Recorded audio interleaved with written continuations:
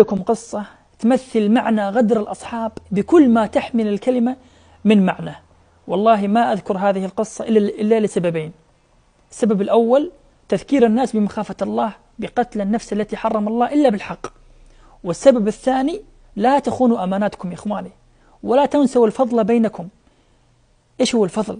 الله عز وجل قال ولا تنسوا الفضل بينكم.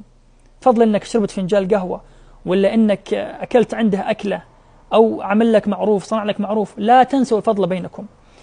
بداية هذه القصة حدثت في السعودية في جدة مع شخص اسمه بندر له أصدقاء، صار خلاف بينهم مع الذين يدعون إنهم أصدقائه، صار خلاف بينهم وقرروا إنهم ينتقمون من بندر. أصحاب بندر انتظروا مدة حتى يمر وقت وينسى بندر إنه في خلاف بينهم.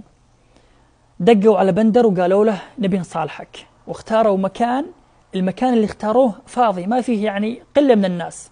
وبالفعل وافق بندر وراح معاهم على المكان اللي اتفقوا عليه. بالفعل اختلوا في بندر ومسكوه وربطوه في السيارة وولعوا فيه السيارة، وبندر موجود فيها وهربوا.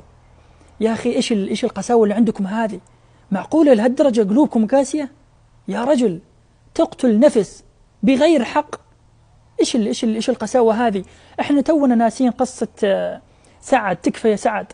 والله إلى الآن يعني هذه القصة مأثرة فيني، إلا وجدتنا هذه السالفة يا رجل والله لو قلوبكم حجر لكان لانت.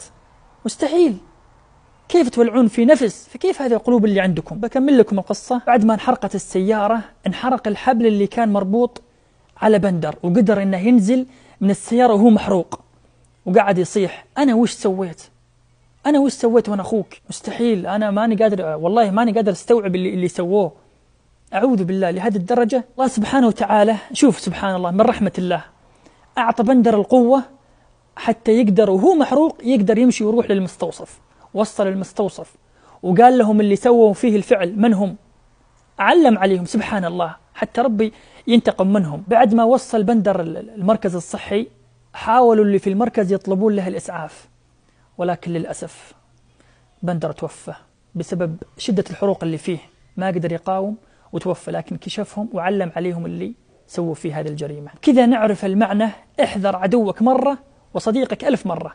هذا ما يعني أنه كل الأصحاب كذا، لا طبعا، ولكن اختاروا الصحبة الصالحة اللي تذكرك في الله دائما، اللي تعينك على طاعة الله سبحانه وتعالى. لا تنسون بندر من دعواتكم، أسأل الله أن يرحمه ويغفر له. السلام عليكم.